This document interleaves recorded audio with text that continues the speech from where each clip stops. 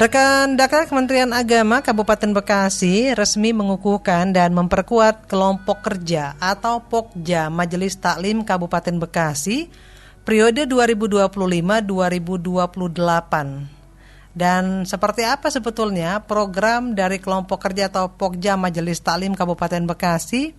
Kami sudah bersama dengan Ketua dari Pokja Majelis Taklim Kabupaten Bekasi periode 2025-2028, ada Bapak Haji Judi Muhyiddin Esos. Radio, satu suara berjuta telinga. Ayo dengar radio. Assalamualaikum Pak Judi. Warahmatullahi. Iya, kabar sehat Pak Judi? Ya, Mbak Siva. Sudah bisa mendengar clear suara saya, Pak? Ya, sekarang, Mbak. Baik. Pak, bisa dijelaskan apa sih Pokja Majelis Taklim ini? Ya, Pokja Majelis Taklim ini adalah kelompok kerja Majelis Taklim di lingkungan kantor Kementerian Agama Kabupaten Bekasi. Jadi, Pokja ini adalah semacam wadah gitu ya, wadah yang kemudian ditujukan untuk peningkatan pembinaan Majelis Taklim ya, yang ada di masyarakat agar lebih terarah dan efektif gitu, Mbak. Jadi Pokja ini dibentuk berdasarkan Dirjen ya, keputusan Dirjen Bimas Islam nomor 120.233/24 tentang Pokja Ini memang secara resmi dibentuk oleh Kementerian Agama di beberapa tingkatan di level ya. Jadi di pusat ada Pokja Pusat Majelis Taklim Kementerian Agama, di provinsi ada Pokja Majelis Taklim Provinsi, dan di kabupaten ada Pokja Majelis Taklim tingkat kabupaten. Dan alhamdulillah untuk Kabupaten Bekasi kemarin hari Rabu tanggal 25 Juni 2025 kepengurusan Pokja Majelis Taklim di Kabupaten Bekasi sudah dikukuhkan oleh Kepala Kantor Kementerian Agama Kabupaten Bekasi, Bapak Haji Sobirin. Jadi insya Allah Pokja ini diharapkan ke depannya menjadi sebuah wadah sarana bagi Kementerian Agama untuk kemudian memberikan pembinaan pada majelis taklim yang ada supaya lebih terarah dan efektif gitu, Mbak Siva. Iya, Pak Judi, ini pengurusan pertama atau sudah ada sebelumnya Pak masa pengurusan Pokja ini? Ini baru pertama, Mbak, untuk Kabupaten Bekasi baru dibentuk dan dikukuhkan. Kalau di tingkat pusat sendiri baru tahun 2024 kemarin, Mbak. Oh, okay. Dan memang Pokja ini baru ya, tadi berdasarkan Dirjen tahun 2024. Jadi untuk Kabupaten Bekasi ini baru dikukuhkan tanggal 25 Juni kemarin. Dan untuk masa baktinya itu 3 tahun. Jadi saya kemarin diamanahi sebagai Ketua Pokja Majelis Taklim Kabupaten Bekasi untuk masa bakti 3 tahun 2025 sampai 2028. Oke. Pak Judi, siapa saja yang ada di dalam Pokja Majelis Taklim Kabupaten Bekasi ini? Nah, Pokja Majelis Taklim ini karena kita harapkan nanti bisa melakukan pembinaan secara menyeluruh ya terhadap Majelis Taklim yang ada, maka sesuai dengan juknisnya juga kepengurusan Pokja itu melibatkan beberapa unsur ya. Jadi ada dari unsur Kementerian Agama, pegawai Kemenak, ada kemudian juga dari praktisi Majelis Taklim, ada dari mitra-mitra Kemenak yang lain, dan juga dari ormas-ormas Islam. Jadi untuk kepengurusan di Pokja Majelis Taklim Kabupaten Bekasi juga kemarin waktu awal kita musyawarah pembentukan, kita undang dari berbagai macam unsur, dari ormas, ada dari Muslimat NU, ada dari LCNU, Fatayat NU, kemudian juga ada dari Majelis Muhammadiyah, ada dari Aisyah, Nasihatul Aisyah, kemudian dari BKMT, BKMM, termasuk juga dari ormas IKADI dan Salimah, serta ini Datul Ummah ya, Datul Ummah Bekasi.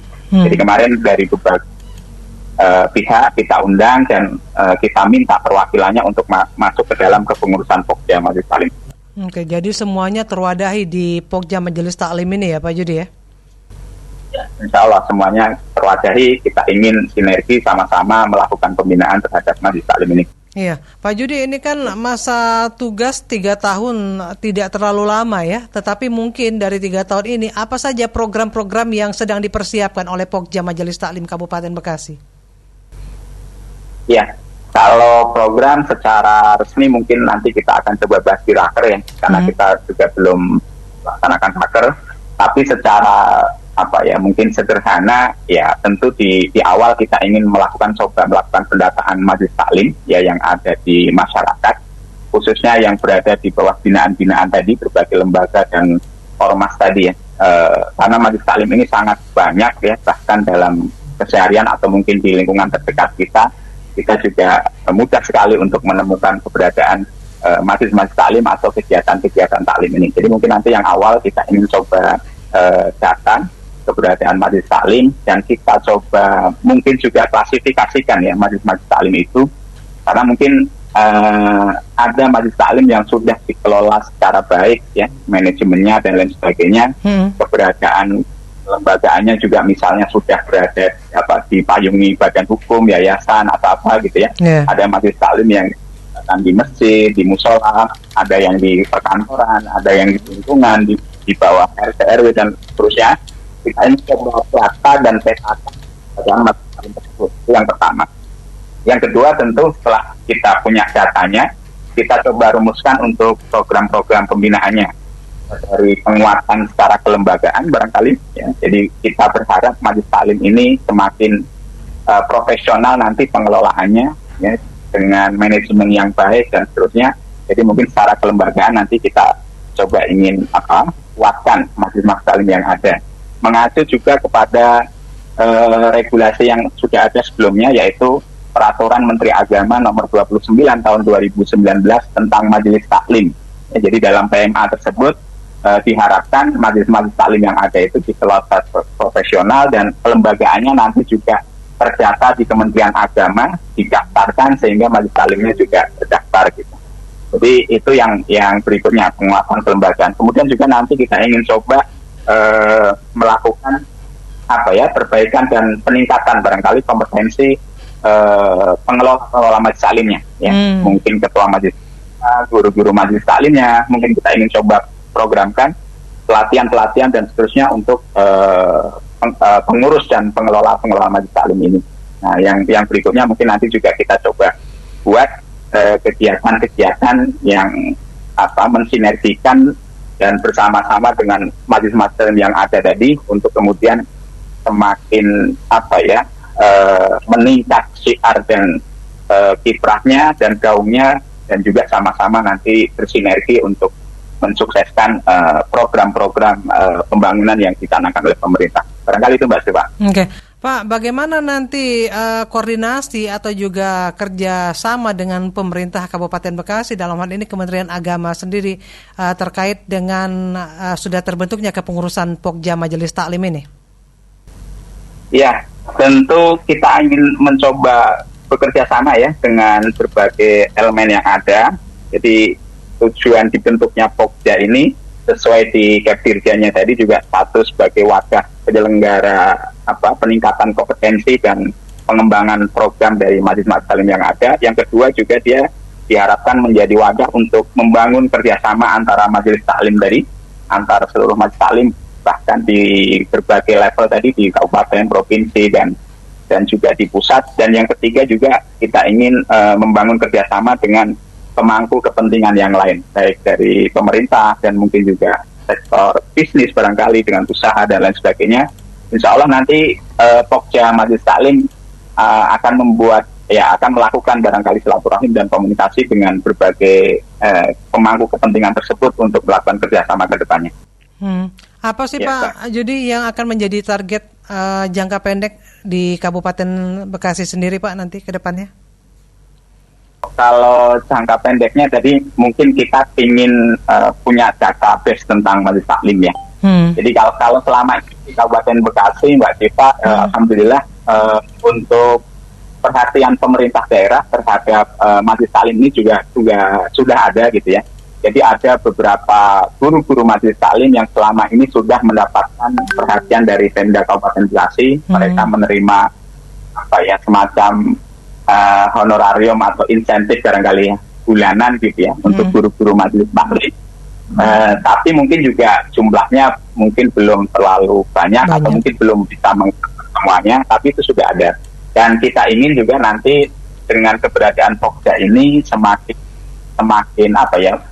jelas data kelembagaannya sehingga nanti menjadi sebuah bahan kita ketika misalnya kita komunikasi dengan pihak pemerintah daerah bahwa ini loh ada Majelis Taklim di Kabupaten Bekasi, jumlahnya sekian, kondisinya sekian, dan kita mencoba mengajukan kerjasama misalnya bantuan perhatian dari pemerintah daerah Majelis Taklim ini supaya lebih meningkat lagi ke depannya.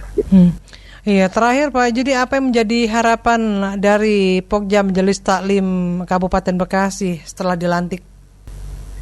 Baik, harapan kami dengan keberadaan Pokja Majelis Taklim ini, jadi ya bagaimana tujuannya ini bisa menjadi sarana bagi kita untuk meningkatkan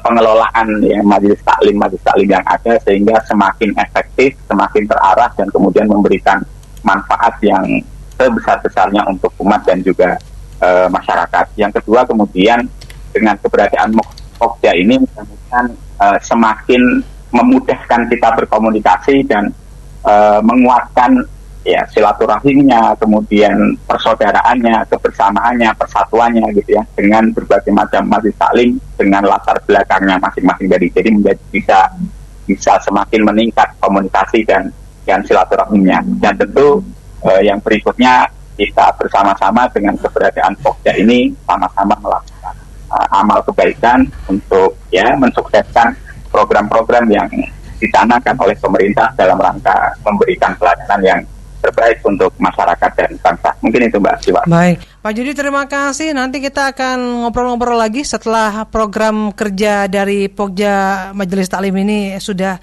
resmi ya Pak Judi. Ya Mbak Siwa, insya Allah. Baik, sukses dan berkah selalu Pak untuk pelaksanaan dan juga amanahnya sebagai Ketua. Assalamualaikum warahmatullahi wabarakatuh. Waalaikumsalam warahmatullahi wabarakatuh.